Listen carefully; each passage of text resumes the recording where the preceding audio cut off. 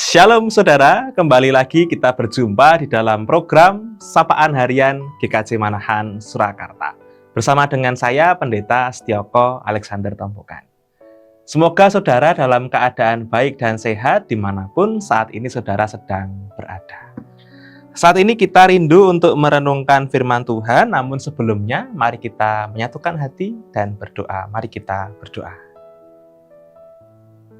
Syukur kami kepadamu ya Tuhan Allah pencipta semesta alam, atas kehidupan yang boleh kami jalani, atas kesempatan yang telah Tuhan berikan untuk boleh kami kerjakan dengan sepenuh hati, atas hari baru yang telah Tuhan anugerahkan bagi kami untuk dapat kami jalani selama satu hari ini. Kami serahkan kehidupan kami sepenuhnya selama satu hari ini penuh Tuhan dalam tangan kuasa-Mu yang penuh kasih. Pimpin kami, iringi kami, sertai kami, buka jalan kami, lindungi, jagai, dan pelihara kami, serta dengan orang-orang yang ada di sekitar kami, orang-orang yang kami kasihi. Tuhan, kami rindu untuk merenungkan firman-Mu, berilah Roh Kudus-Mu bekerja dalam hati setiap kami, sehingga melalui pendengaran kami, firman-Mu boleh kami serap dan menerangi hati kami, menerangi langkah hidup kami selama kami berjalan di dunia ini. Kami serahkan waktu ini dalam pimpinan Roh-Mu yang kudus, kiranya Tuhan bersabda dalam hati setiap kami. Dalam Yesus Kristus, Tuhan dan Juru Selamat kami yang hidup, kami berdoa. Haleluya. Amin.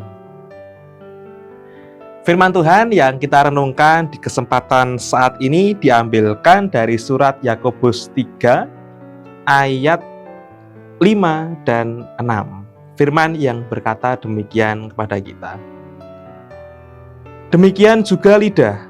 Walaupun suatu anggota kecil dari tubuh, ia dapat memegahkan hal-hal yang besar. Lihatlah betapa kecilnya api dapat membakar hutan yang besar. Lidah pun adalah api. Lidah merupakan suatu dunia kejahatan di antara anggota-anggota tubuh kita. Sesuatu yang menodai seluruh tubuh dan membakar roda kehidupan kita. Sedangkan lidah itu sendiri dibakar oleh api neraka. Wah, ngeri. Lidah menjadi api yang menyulut kebakaran. Sebagaimana kita tahu, lidah itu salah satu otot yang sangat mudah digerakkan dalam bagian tubuh kita. Dan saking mudah digerakkan itu, geraknya itu bisa kemana-mana. Maksudnya kemana-mana menciptakan suara atau omongan yang bisa sampai kemana-mana dan tidak bisa ditarik lagi. Itulah kuasa lidah. Pengaruh lidah sangat besar dalam kehidupan umat manusia. Dengan menggunakan lidah, kita bisa berkomunikasi dengan orang lain. Komunikasi itu bisa baik, bisa bagus, bisa membangun, karena maksud dan tujuannya baik. Dan yang diperkatakan adalah kebenaran. Namun, di sisi lain, lidah juga bisa menjadi alat untuk mengacaukan kehidupan seseorang maupun kehidupan banyak orang. Karena apa? Dengan menggunakan lidah, kita suka melakukan satu hal yang konon faktanya semakin digosok itu semakin sip, yaitu bergosip. Maka hari ini kita akan merenungkan sebuah tema yaitu stop gosip. Karena lidah kita ini sering tanpa sadar gemar untuk gosip. Mengapa kita stop gosip? Karena gosip itu adalah suatu information disorder atau kekacauan informasi yang singkatnya ada 3 macam. 3 macam bentuk atau 3 macam dampak buruk dari bergosip. Yang pertama adalah misinformasi. Misinformasi ini adalah informasi keliru yang disebarluaskan tanpa maksud buruk. Informasi keliru yang disebarluaskan tanpa maksud buruk. Kita mungkin tidak tahu kalau informasi yang kita terima ini buruk, tetapi kita menyebarluaskan itu karena kita tidak sadar. Itu misinformasi. Contoh, ada informasi hoax yang masuk ke kita di WA, kita forward ke grup keluarga. Kita nggak tahu ini keliru, tapi kita sebarluaskan tanpa maksud yang buruk. Itu yang pertama. Informasi keliru yang disebarluaskan tanpa maksud buruk itulah misinformasi. Lalu yang kedua adalah disinformasi. Disinformasi ini adalah informasi keliru yang disebarluaskan dengan maksud buruk.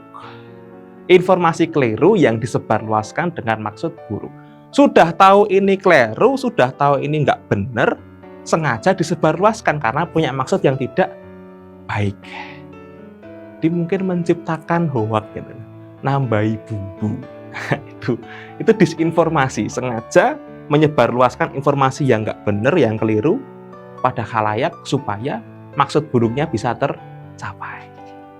Lalu yang ketiga adalah malinformasi. Malinformasi itu informasinya benar, informasi yang benar tetapi disebarluaskan dengan maksud buruk.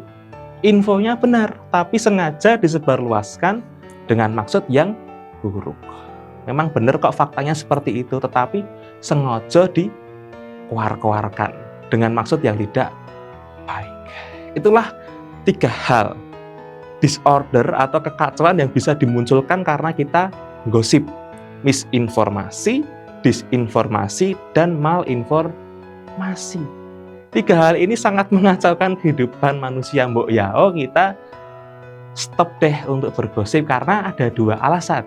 Alasan pertama adalah orang yang bergosip dengan Anda saat ini adalah orang yang menggosipkan Anda di waktu yang akan datang. Saat ini panjenengan dan saya sedang gosip. Lalu saya pamit, saya keluar, saya pergi, saya jadi bahan yang digosipkan. Itu alasan pertama. Siapa yang sedang bergosip kepada Anda akan menggosipkan tentang Anda. Dan yang kedua, sebenarnya ada banyak masalah, persoalan di dalam hidup ini yang bisa diselesaikan, yang bisa hilang kalau kita mau berbicara satu dengan yang lain, daripada kita berbicara tentang satu sama yang lain. Maksudnya apa ini? Contoh, misal kita melihat pengkhotbah atau singer, pengkhotbah aja, pengkhotbahnya nyanyi, kok fales ya, kok nadanya nggak pas ya. Masalah itu bisa kita selesaikan kalau kita datang ke si pengkhotbah dan berkata, Mas, tadi nyanyimu agak fales, bisa dibuat ini, notasinya dibikin seperti ini dan seperti itu.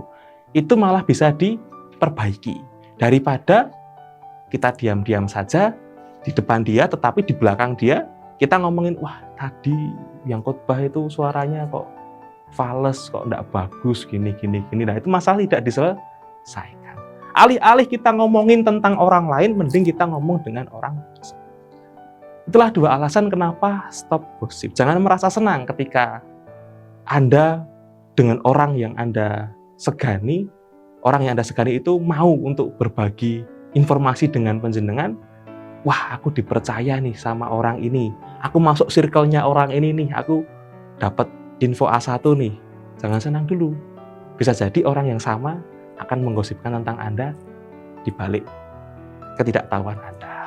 Itulah kenapa stop gosip, karena sebagaimana firman Tuhan pada saat ini, walaupun lidah suatu anggota kecil dari tubuh, tapi dapat memberikan dampak hal-hal yang sangat besar dalam kehidupan, seperti dijelaskan di awal tadi. Karenanya pesan Tuhan bagi kita adalah stop gosip. Sebaiknya kita gunakan lidah kita demi tujuan yang lebih luhur, untuk menguatkan orang yang sedang kesusahan, untuk memberi semangat bagi orang-orang yang sedang lesu, untuk memantik pengharapan bagi orang-orang yang mulai patah harapan. Dan karena lidah kita gunakan demi kepentingan yang lebih luhur, lebih mulia, kita belajar untuk memiliki karakter-karakter yang lebih baik dalam hidup kita. Kiranya pesan Tuhan ini boleh memberkati saya dan saudara untuk kita kerjakan di dalam hidup kita sehari-hari. Semoga Tuhan mampukan kita. Sampai berjumpa di lain kesempatan. Tuhan Yesus memberkati. Amin.